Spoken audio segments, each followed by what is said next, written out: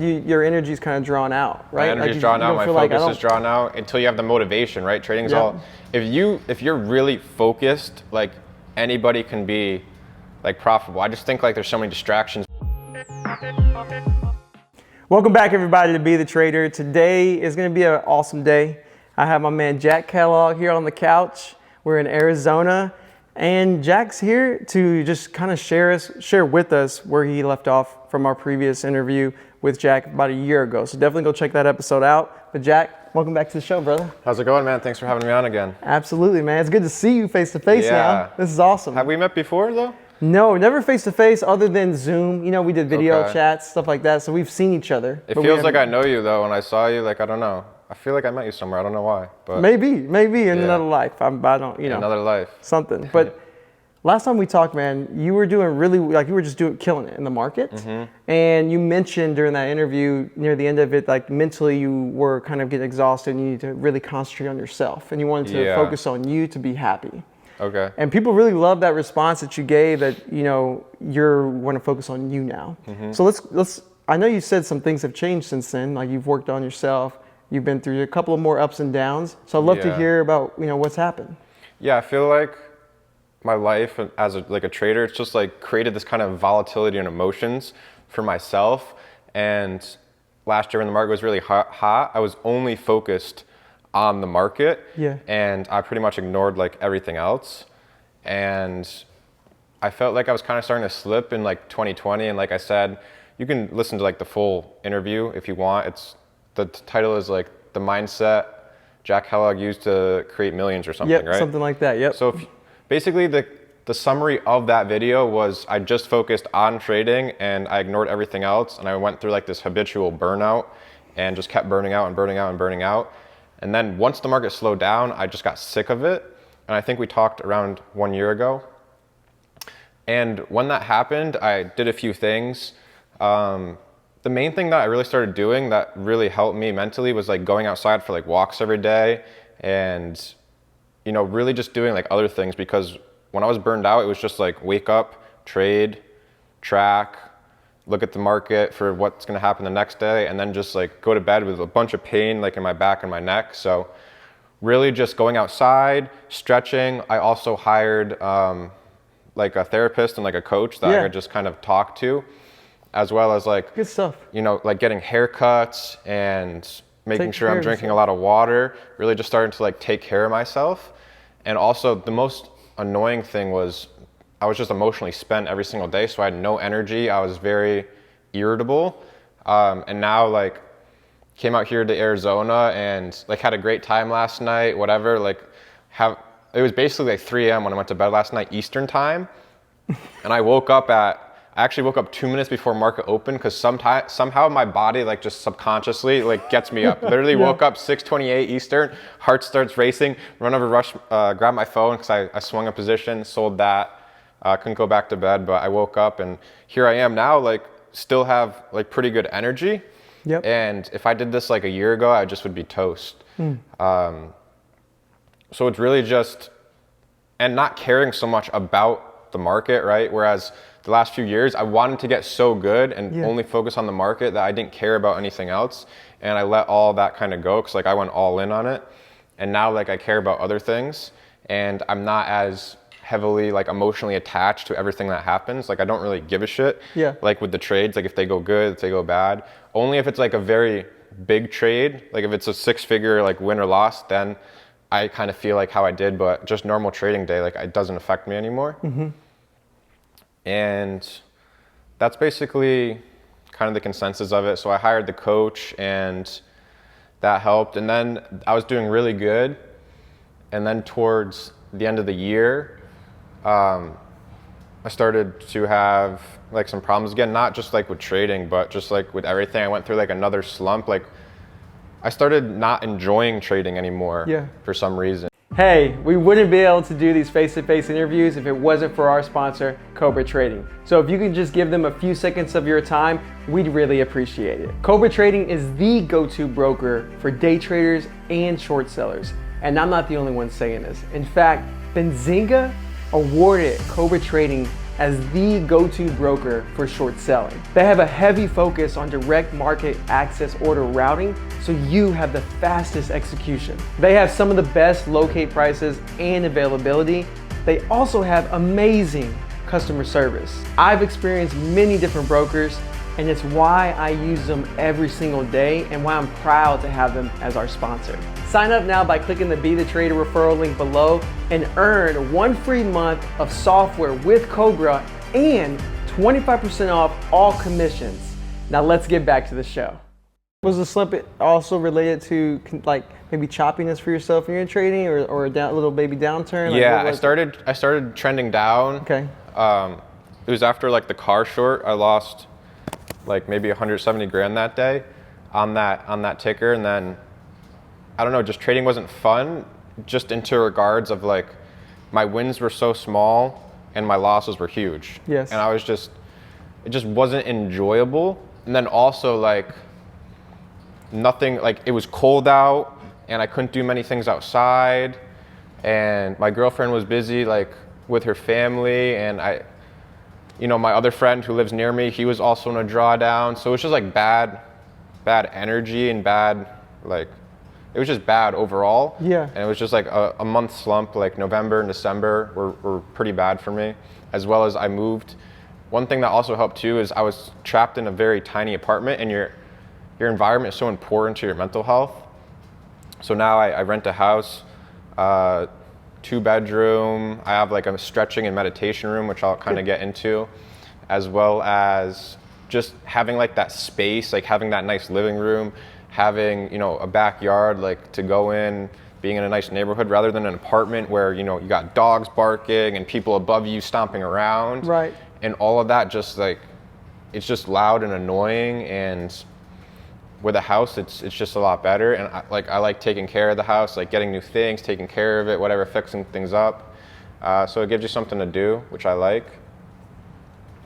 And yeah. So when you did that, when you started to do that, because that's whenever you start to hit a slump, so you start to really focus on getting a house, getting more space, meditation room, and that started to help you kind of get back on track, or maybe missed trading? Did you like just take a break, or what happened? Because you said November and December is when it kind of, you took a little downturn. I think it was the winter, like overall. Yeah. I don't like the winter because I love getting outside. Like I love being outside.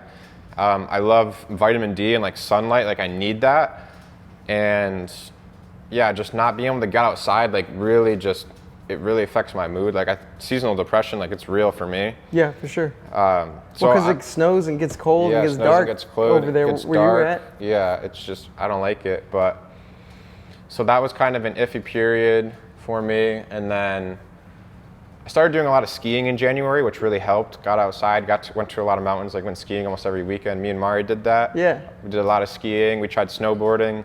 That's cool. Did you like it? Yeah. I've never done it. I want to do it. It was hard, but that was probably the best thing about the winter. So November, December, and January. So now I'm kind of transitioning to my trading. Yes. The last 6 months or so. So in November, I think I lost like 250 grand. December, I was just like, fuck this. Like I had a really good year, so I didn't really trade. I lost like 10K or so. Yep. Didn't really trade at all. Probably traded like half these months.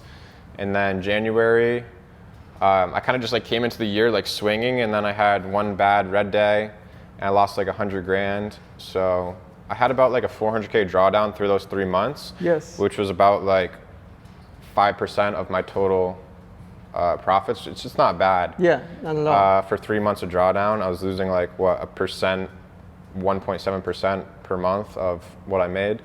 And then once I started to recover in January, like I started to get more happy, and I was like, all right, I need to get like my trading back together again. And I have to, the main thing was like, once you get into a drawdown, you're like, I just need one big win to like get back to my highs, right? Yeah. You know? So that's like kind of why I was at that drawdown, and I was like, all right, like the damage is done. Like I have to start like from the basics, like ground zero, like 1, 2, 3 grand risk, whatever it was.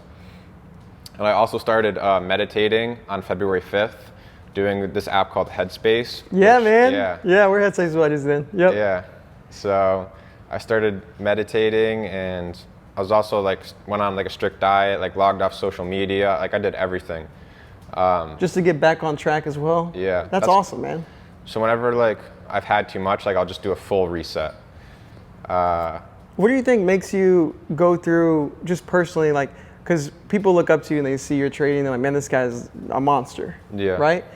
And then when you say you go through these drawdowns too, what's causing it for you? Is it just like, is it you're trying to push yourself to do something different? Is it just maybe you slip up on a certain habit that came back and then you have to work on it again? Like, what is it that creates a drawdown for you opposed to when it used to create a drawdown? You know what I'm saying? I just think it's my, I think it's my focus on the market. For like, if I'm making money or whatever, like it was kind of, my drawdown was after like DWAC and fun. Like I had a huge day on that, like huge day. I made like 650K. So even like my drawdown in that 3-month period, I still like was up with DWAC and with fun. That one trade. Yeah. So that made the drawdown like better. Like I kind of just like erased some of those gains. But I think it's just like my overall, like I know I couldn't like hit like a bigger trade than that. So every day I showed up, it was kind of just like blah. And I just wasn't like into the market. Like I just. You feel like you couldn't get another high, like Yeah. another like, oh man, like it's gonna be hard to beat that number. You know, Yeah. like that makes sense. Wow, that's interesting because then your energy's kind of drawn out, right? My energy's like drawn out. My focus is drawn out. out until you have the motivation, right? Trading is all. If you're really focused, like anybody can be like profitable. I just think like there's so many distractions, whether like you have kids or you have another job or all these distractions are what make you not profitable. But if you're like solely focused in trading, there's pretty much no way to fail. But you said something about the whole idea as well as this is after a big win or maybe two big wins. Have you found in your trading that that's common? Like after a couple of big wins or big high moments that you go through like a couple of losses right off the bat, or is that not It depends on the market. So if like I have a big win and there's another really good play, I'll have another big win, right? Gotcha. But if I have a big win and then it goes back to like not really any play and like I'm sizing up on stuff that I shouldn't be sizing up on, then I'll take losses. So it's just all like momentum, I think.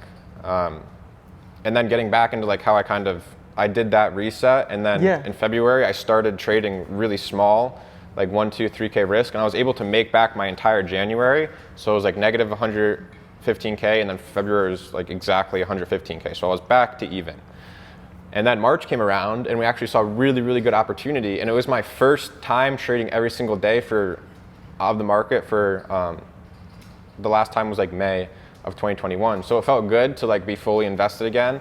And I was going at it like really hard. Yes.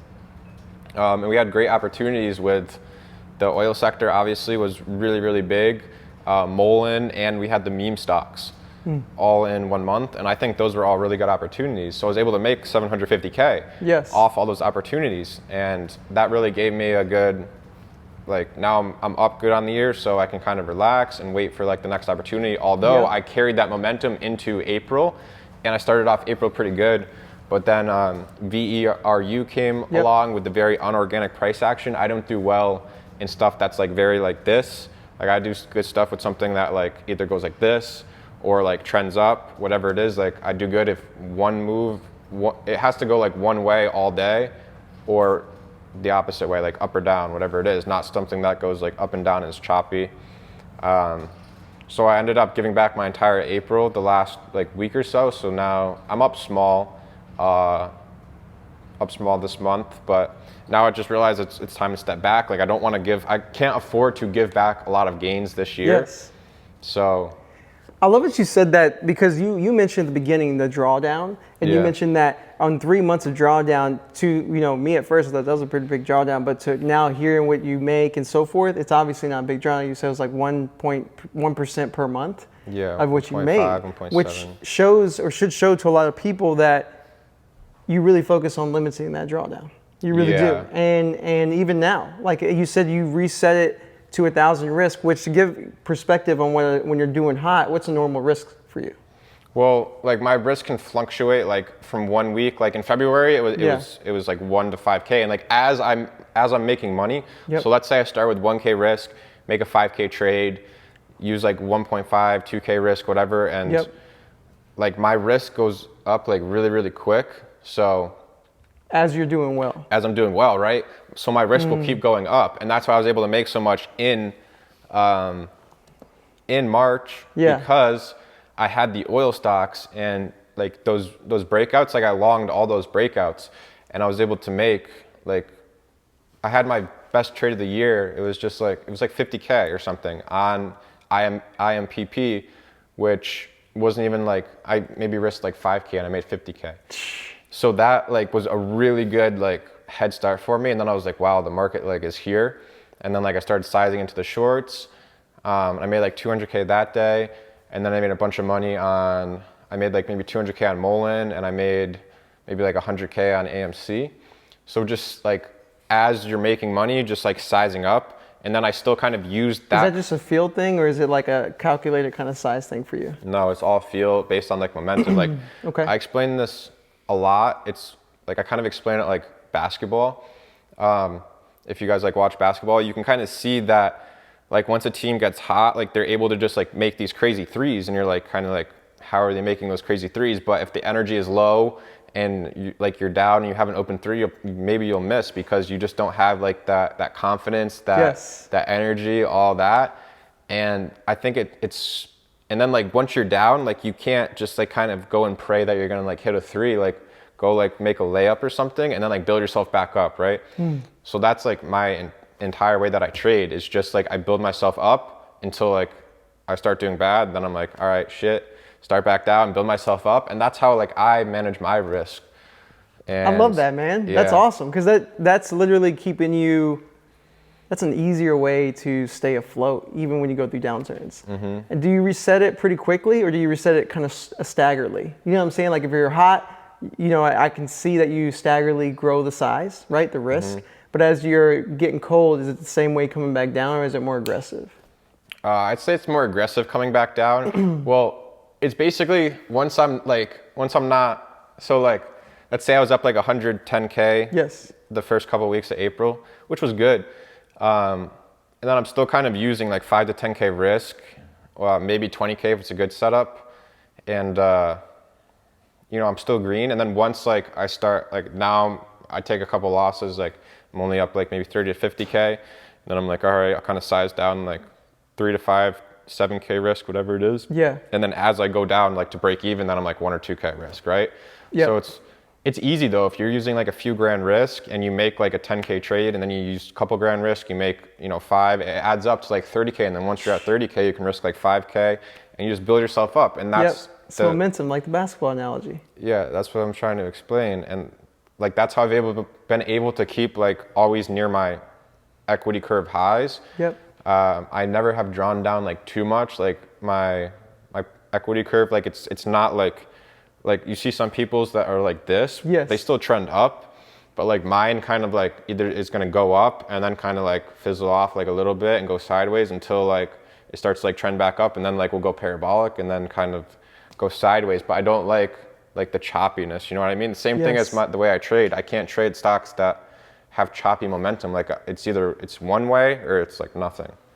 Cool, man. I love that you said that, because I think it's gonna help a lot of people out here.